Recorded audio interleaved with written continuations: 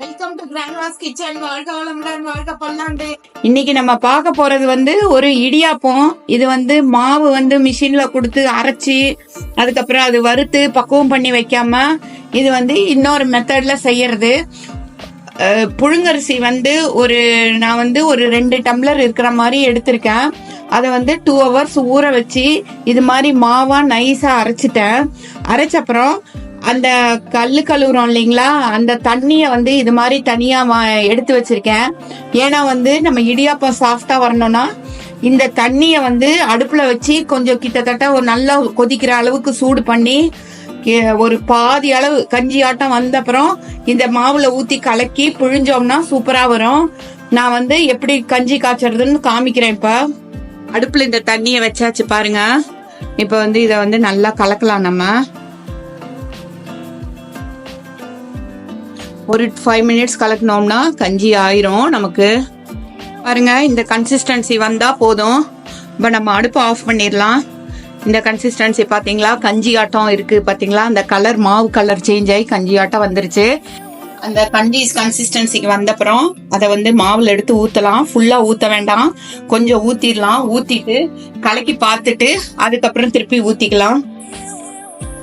இப்ப மாவு கொஞ்சம் கெட்டியா தான் இருக்கு, அதனால இன்னும் கொஞ்சம் ஊத்திக்கலாம். நம்ம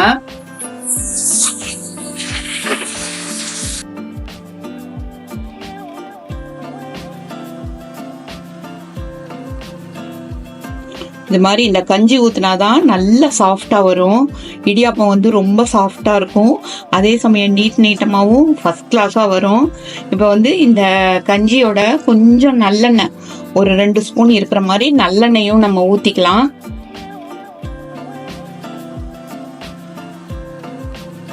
பாருங்க, ஒரு 2 ஸ்பூன் இருக்கிற மாதிரி தான் ஊத்துறேன், நிறைய ஊத்தல.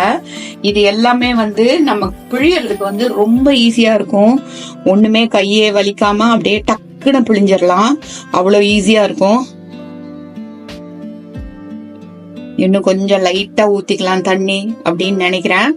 கொஞ்சம் லைட்டா ஊத்திடலாம்.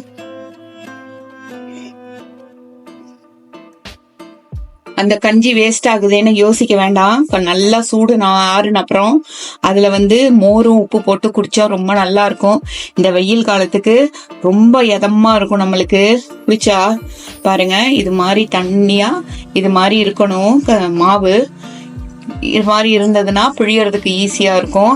நம்ம இப்ப இட்லி தட்டுல இதெல்லாம் ஊத்திடலாம். இட்லி தட்டுலயும் ஊத்தலாம், குக்கர் தட்டுலயும் ஒரு 1/4 அளவுக்கு 1 இன்ச்சு திக்னஸ் அளவுக்கும் ஊத்தி வேக வைக்கலாம். 15 மினிட்ஸ் வேகும். இது குக்கர்ல வச்சோம்னா 15 நிமிஷம் கரெக்டா வெந்துரும். மாவு எடுத்து குக்கர் தட்டுல இது மாதிரி ஊத்திடலாம்.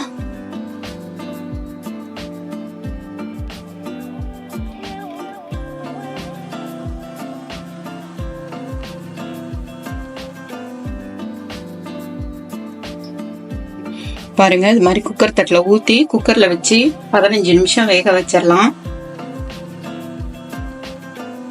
இது மாதிரி குக்கர் தட்டுலயும் நம்ம ஊத்தி வைக்கலாம். பாருங்க, ஹைட் பாத்துக்கோங்க. சும்மா 1 இன்ச் அளவு ஊத்துனா போதும், அதுக்கு மேல ஊத்துனா வேகிறதுக்கு ரொம்ப நேரம் ஆகும். இல்ல நம்ம கரண்டில 4 கரண்டி அப்படின்னு சொல்லிட்டு அளவு வச்சுக்கலாங்க. நம்ம 15 நிமிஷம் வேக வச்ச இடியாப்பம் சூப்பரா வெந்து வந்துருச்சுங்க. அது இட்லி தட்டுல இப்படி வேக வச்சு வச்சிருக்கோம். அத இந்த தட்டுல போட்டுக்கலாம், இந்த இடியாப்ப அச்சுல போட்டுக்கலாங்க.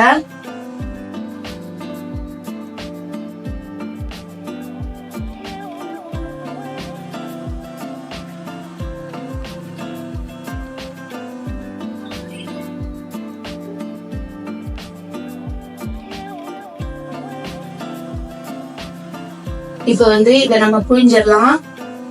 பாருங்க, எவ்வளவு ஈஸியா புழிய வருதுன்னு பாருங்க.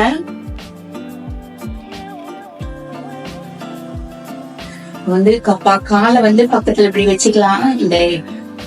இந்த அச்சு நகராம இருக்கிறதுக்கு சும்மா பெருவெல்ல புடிச்சிட்டா போதும். ஈஸியா குழந்தைங்க கூட புழிஞ்சு எடுத்துடலாம், அவ்வளவு ஈஸியா வந்துரும். இது மாதிரி படப்படான சவுண்ட் கேட்டதுன்னா மாவு நல்லா வெந்திருக்குன்னு அர்த்தம்.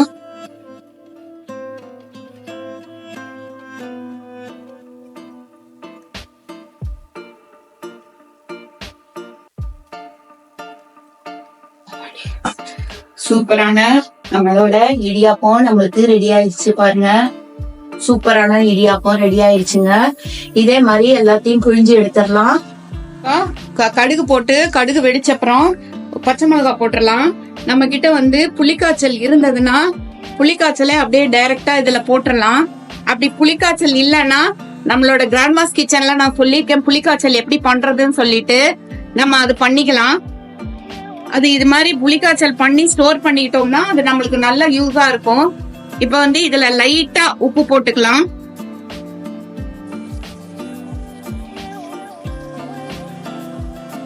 பாருங்க இப்படி கலந்து விட்டுறலாம். நல்லா கலந்து விட்டுறலாம். கலந்து விட்டுட்டு இடியாப்பம் இருக்கு இல்லைங்களா, அதை வந்து நல்லா உதுத்த மாதிரி உதுத்து நம்ம இதுல போட்டுட்டோம்னா புளி சேவா நமக்கு ரெடி ஆயிரும். புளி சேவா நம்மளுக்கு ரெடி ஆயிருங்க. பாருங்க இது மாதிரி உதுத்த மாதிரி இடியாப்பத்தை வந்து உள்ள போட்டுடலாம். நம்ம புளிஞ்சு வச்ச இடியாப்பத்தை போட்டோம்னா புளி சேவா நம்மளுக்கு ரெடி ஆயிருங்க. இப்ப இத வந்து கொஞ்சம் கலக்கிக்கலாம். இத மெதுவா, அதாவது இடியாப்பம் வந்து உடைஞ்சிராம அந்த நீட்டமா இருக்கிறது தான் இடியாப்பத்துக்கே அழகு. அதனால இவங்களுக்கு வந்து கொஞ்சம் நல்ல ரெஸ்பெக்ட் கொடுத்து கொஞ்சம் மரியாதை கொடுத்து கொஞ்சம் நிதானமா பண்ணோம்னா அவங்க டேஸ்ட்ல இருந்து மாறாம சூப்பரா வருவாங்க. இதுக்கு மேல வந்து நம்ம கிட்ட இருக்கிற பிளேவர் பொடி ஏதாவது ஒண்ணு போட்டோம்னா கொஞ்சம் பிளேவரா இருக்கும். அதையும் போட்டுடலாம். இப்ப லைட்டா பிளேவருக்கு வந்து நான் வந்து இட்லி பொடி போடுறேன். நம்ம வீட்டுல இட்லி பொடி இருந்தாலும் போடலாம், இல்ல எந்த பொடி இருந்தாலும் பாருங்க கொஞ்சம் லைட்டா போட்டுக்கலாம். ரொம்ப லைட்டா. எல்லாத்துலயும் உப்பு இருக்கு, அதனால ஒரு கலந்து வர்றதுக்காக இத்தினூண்டு ஒரு சிட்டிகை உப்பு. அதுக்கப்புறம் சுகர் வந்து ஒரு 1/2 ஸ்பூன் போட்டுக்கலாம். சுகர் போடுறது ஆப்ஷனல் தான். குழந்தைங்க எல்லாம் சாப்பிட்டாங்கன்னா கொஞ்சம் ஸ்வீட்டிஷா இருந்தா ரொம்ப இஷ்டமா சாப்பிடுவாங்க. அதனால நான் வந்து குழந்தைங்களுக்காக சுகர் போட்டிருக்கேன். உங்களோட ஆப்ஷன் தான் இது சுகர் போடுறதுங்கிறது. இத வந்து நல்லா இப்படி கலக்கிட்டு சூப்பரா சுவையா நம்மளோட புளி சேவா ரெடி ஆயிருச்சு. இத நம்ம வந்து ஒரு சர்விங் பவுலுக்கு மாத்திரலாம். இன்னொரு வெரைட்டில வந்து நான் சேவா காமிக்கிறேன். நம்ம சேவா புளிஞ்சு வச்சிருக்கோம் இல்லையா, அந்த சேவாவை கொஞ்சம் கொஞ்சமா கொஞ்சம் பார்ட்டா எடுத்துக்கலாம். நம்மளுக்கு வந்து புளிப்பு தன்மை பிடிக்கும் அப்படின்னு சொன்னா புளி சேவா நிறைய பண்ணிக்கலாம். இப்ப வந்து பருப்பு சேவா வந்து நான் பண்ணி காமிக்கிறேங்க. இதுக்கு வாண்டில எண்ணெய் போட்டுக்கலாம். எண்ணெயோட வந்து கொஞ்சமா கடுகு தாளிச்சுக்கலாம்.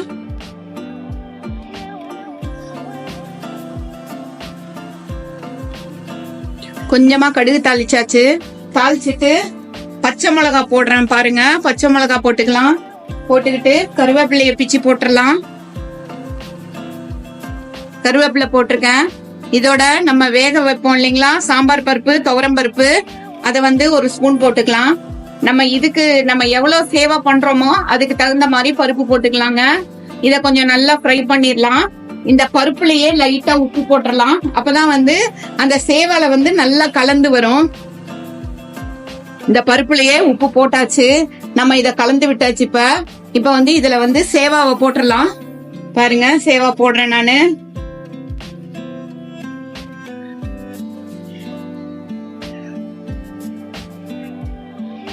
பருப்பு வந்து ரொம்ப இது தணல் தாங்காது, அதனால அடுப்பை வந்து நம்ம சிம்லயே வச்சுக்கலாம்.